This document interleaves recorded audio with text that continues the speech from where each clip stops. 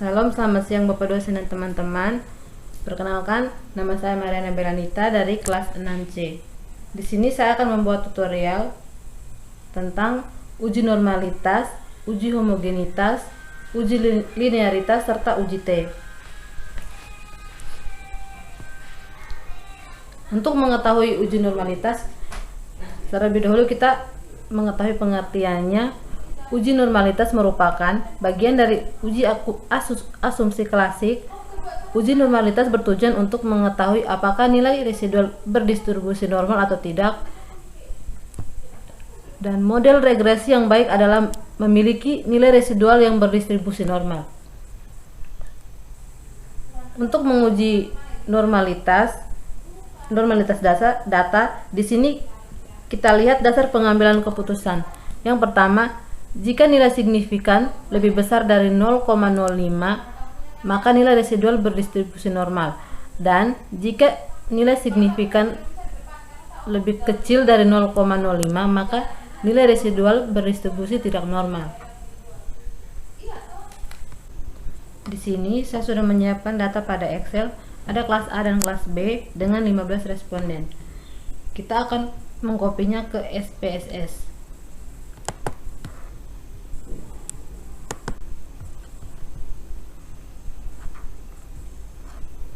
Setelah masuk ke SPSS, kita akan mempastenya. Dan pada kolom variabel view, yang pertama ada A, dan yang kedua ada B. Pada kolom label, kita tulis kelas A, dan yang kedua kelas B.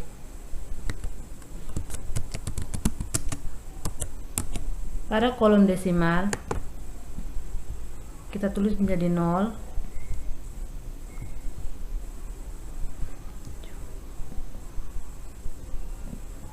Setelah itu kita kembali ke data view. Setelah dari variabel view akan muncul seperti ini, dan kita akan mencari nilai residual. Kita ke analyze dan ke regression, terus ke linear, kemudian muncul text box, terus kelas A kita pindahkan ke independence dan kelas B kita pindahkan ke dependence. Kemudian tekan save dan kita centang pada kolom unstar days,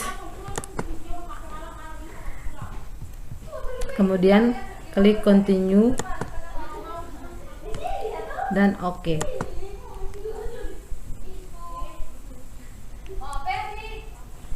Di sini kita sudah melihat hasilnya, dan kita akan mencari nilai signifikansi. Kita ke analyze, terus ke non parametric test, lalu ke legacy dialogs, lalu ke one sample, terus unstandardized kita masukkan ke test variable list, kemudian kita centang pada kolom normal dan OK. Jadi di sini kita mendapatkan hasil akhir 0,980. Kita kembali kepada catatan awal, di mana jika nilai signifikan lebih besar dari 0,05, maka nilai residual berdistribusi normal. Berarti kita mendapatkan nilai 0,980. Jadi 0,980 lebih besar dari 0,05. Jadi data yang kita dapatkan bersifat normalitas. Sekian pada uji normalitas. Kita akan lanjut ke uji homogenitas. Berikut kita akan menguji nilai homogenitas. Nah, uji homogenitas digunakan untuk mengetahui apakah varian dan dari beberapa populasi itu sama atau tidak. Untuk menguji homogenitas data, di sini kita lihat dasar pengambilan keputusan. Yang pertama, jika nilai signifikan lebih besar dari 0,05, maka varian dari dua atau lebih kelompok populasi tersebut adalah sama. Dan yang kedua, jika nilai signifikan lebih kecil dari 0,05, maka varian dari dua atau lebih kelompok populasi data adalah tidak sama. Di sini data yang saya pakai masih sama. Lalu data ini kita akan mengkopinya untuk dimasukkan ke SPSS.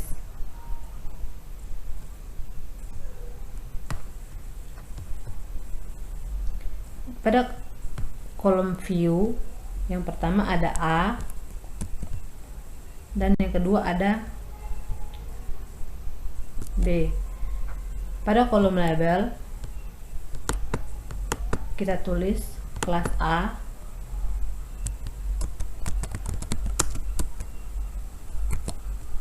dan kelas B. Pada kolom desimal kita ubah menjadi 0.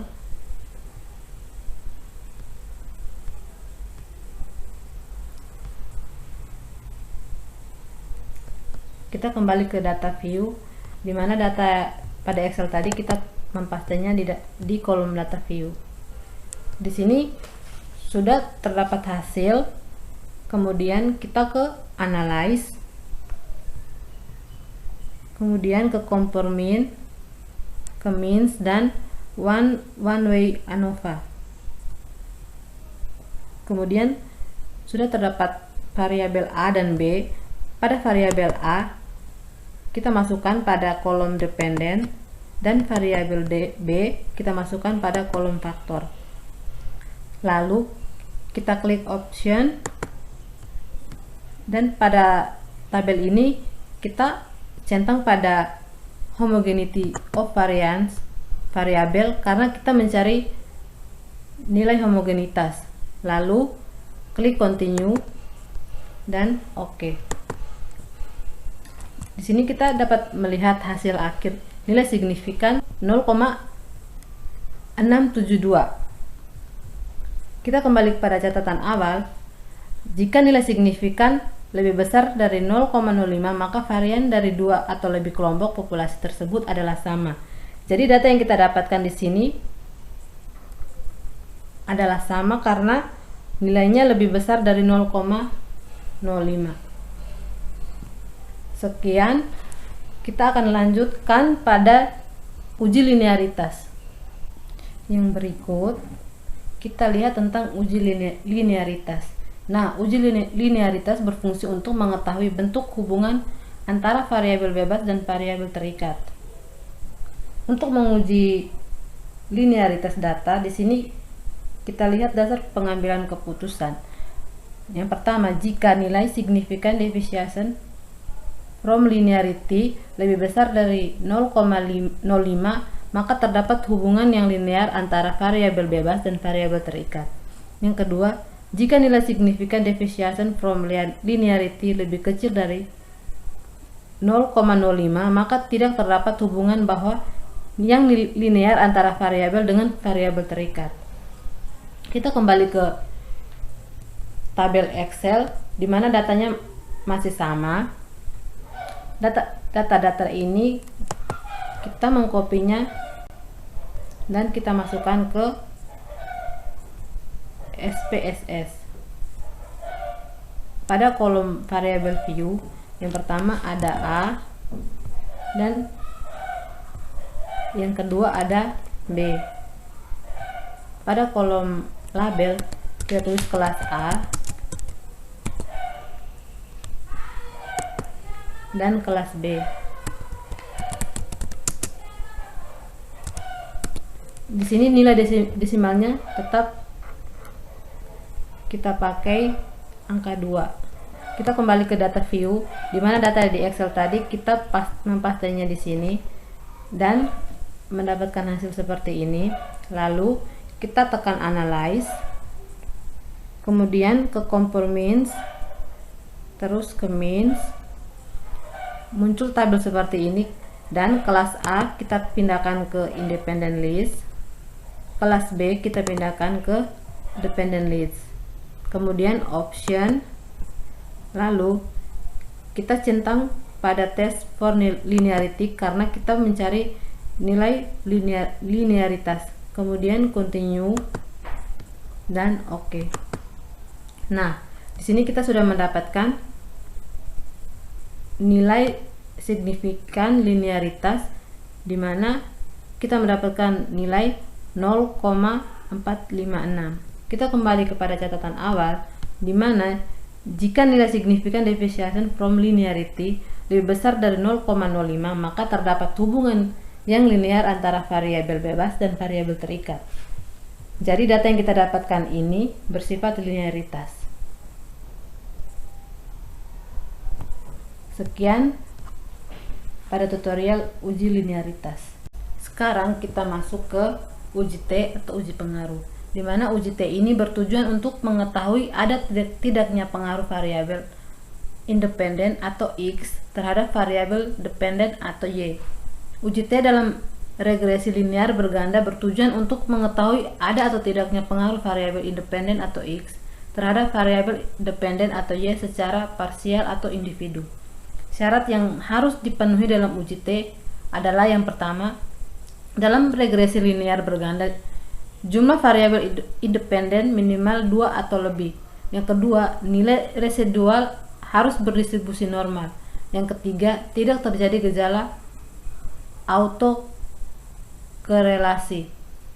Yang berikut, dasar pengambilan keputusan uji T atau uji pengaruh. Yang pertama kita lihat nilai signifikan. Nah, jika nilai signifikan lebih kecil 0,05, maka kesimpulannya tidak terdapat variabel X terhadap variabel Y secara parsial atau individu. Yang kedua, jika nilai signifikan lebih besar dari 0,05, maka kesimpulannya terdapat variabel X terhadap variabel Y secara parsial atau individu. Yang kedua, T hitung. Nah, T hitung yang pertama, jika T hitung lebih kecil dari T tabel, maka kesimpulannya tidak terdapat pengaruh variabel X terhadap variabel Y secara parsial atau individu. Yang kedua, jika T hitung lebih besar dari T tabel, maka kesimpulannya terdapat pengaruh variabel X terhadap variabel Y secara parsial atau individu. Kita masuk ke data Excel, di mana datanya kita pakai data yang sama. Kemudian data ini kita copy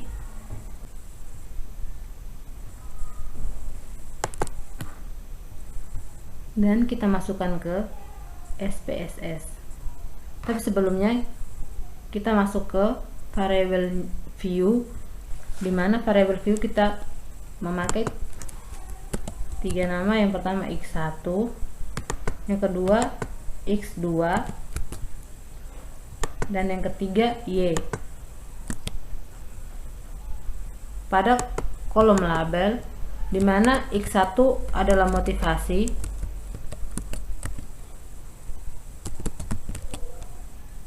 X2 adalah minat, dan Y adalah hasil. Kemudian kita kembali pada data view, di mana data yang pada Excel tadi kita paste ke kolom data view. Nah, di sini kita sudah mendapatkan hasilnya. Kemudian kita ke analyze,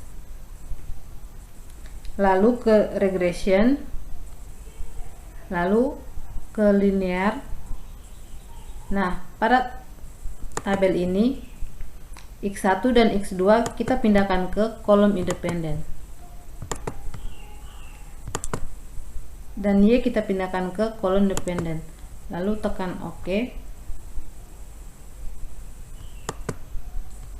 Nah, di sini kita sudah mendapatkan nilai signifikannya, di mana nilai signifikannya adalah 0,856. 258. Kita kembali kepada catatan awal. Jadi nilai signifikan dari uji T yang kita dapatkan lebih besar dari 0,05. Maka kesimpulannya terdapat variabel X terhadap variabel Y secara parsial atau individu. Sekian tutorial dari saya. Terima kasih.